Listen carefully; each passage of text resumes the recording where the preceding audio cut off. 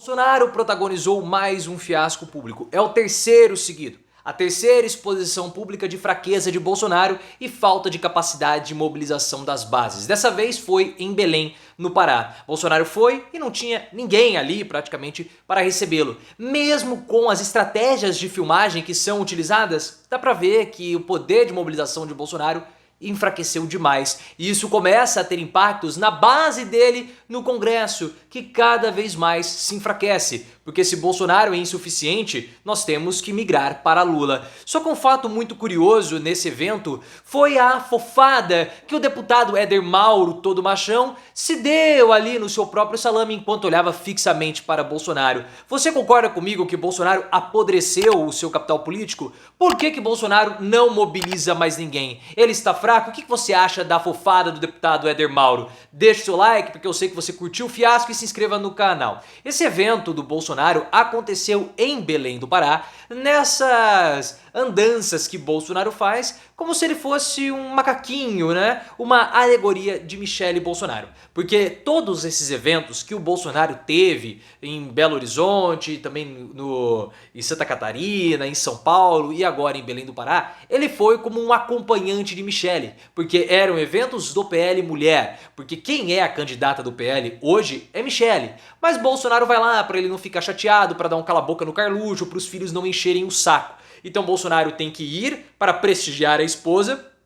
Eles tentam mobilizar a população para falar que tem muita gente apoiando o Bolsonaro, mas o que nós vemos é simplesmente exposições públicas da fraqueza e da incapacidade de Bolsonaro de mobilizar as suas bases. Em Belém do Pará, nós vimos a mesma coisa que aconteceu em Belo Horizonte. E dessa vez, pelo menos, o Bolsonaro não deu com a língua nos dentes, não reclamou da falta de público. Ele deve ter levado um puxão de orelha, porque em Belo Horizonte tinha até umas peças ali, umas filmagens para parecer que tinha uma multidão apoiando o Bolsonaro, mas o próprio tonto reclamou publicamente em cima do caminhão que não tinha ninguém. Aí não há peça publicitária, montagem que salve. Ah, mas tinha muita gente em Belém. Não, não tinha muita gente em Belém. As imagens, elas enganam. Primeiro porque, pessoal, o que acontece? Eles limitam o espaço público. Então eles colocam ali um espaço de 30, 40 metros e concentram as pessoas. Então quando você coloca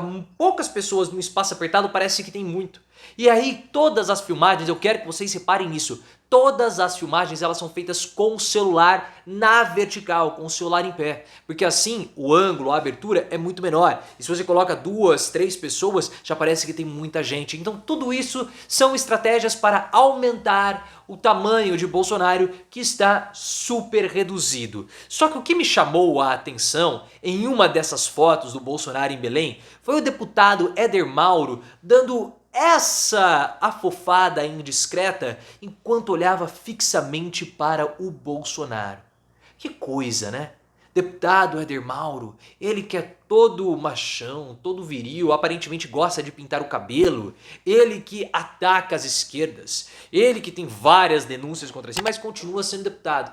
Ele que no bate-boca na Câmara dos Deputados, nas comissões, gosta de atacar as mulheres, mas aparentemente ele sente uma coceirinha ali dentro na hora que ele olha para Bolsonaro. Que coisa, né? Que coisa. É igual o Jair Renan. Falava que pegava todo mundo, falava que pegava... Não, vamos ser aqui justos com o Jair Renan. Naquele podcast lá com aqueles meninos que...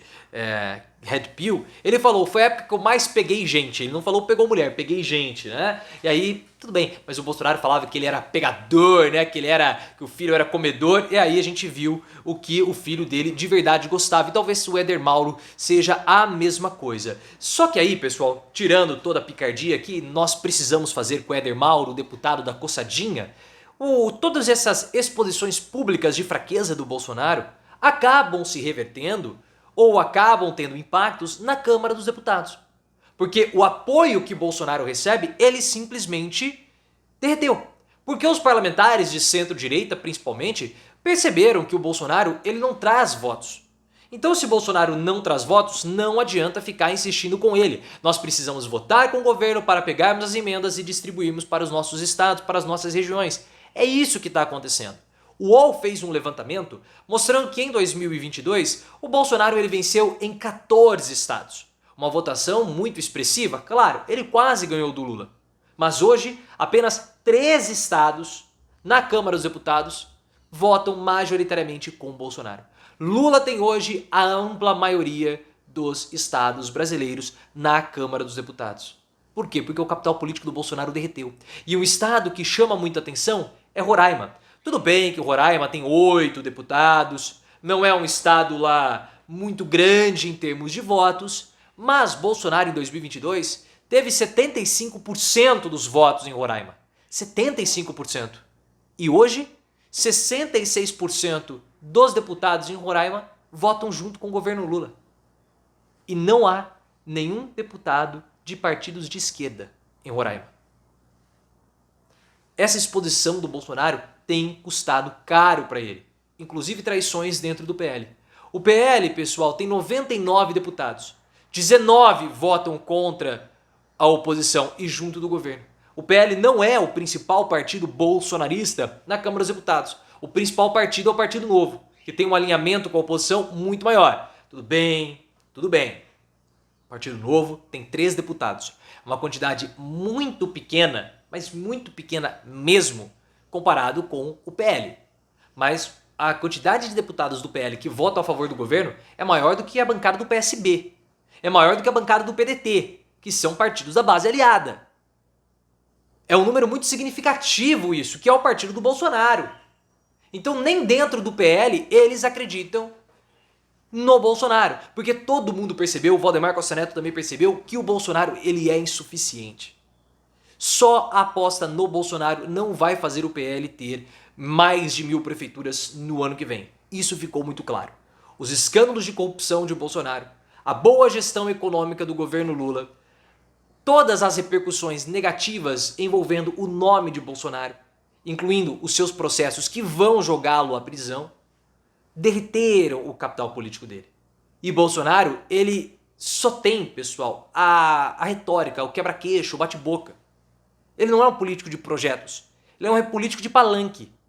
Só que só palanque não adianta.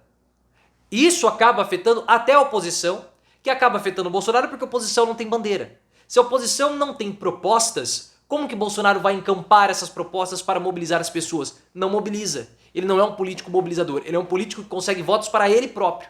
Agora, para os outros, isso não é possível. Essa bagunça bolsonarista a gente vê com as ações que eles estão tentando fazer para o conflito em Israel.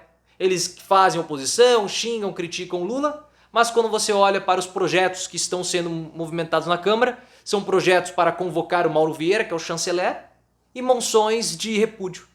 Mas nada, é só auê, é só bagunça. O próprio Bolsonaro, pessoal, sabe que ele está enfraquecido. Porque se ele confiasse no próprio taco, ele não demoraria tanto para escolher o vice do Ricardo Nunes em São Paulo.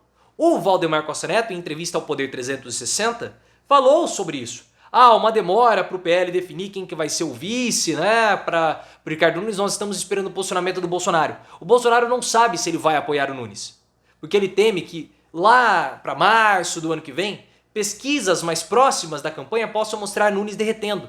E aí ele vai entrar numa candidatura natimorta, ele não quer fazer isso. Só que se ele confiasse no taco dele, ele iria apoiar o Nunes e dane-se tudo. Mas ele não confia no seu poder de mobilização. E ele está publicamente exposto a tal fracasso.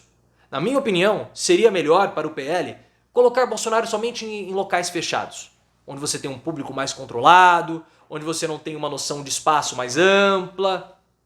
Mas é um dilema.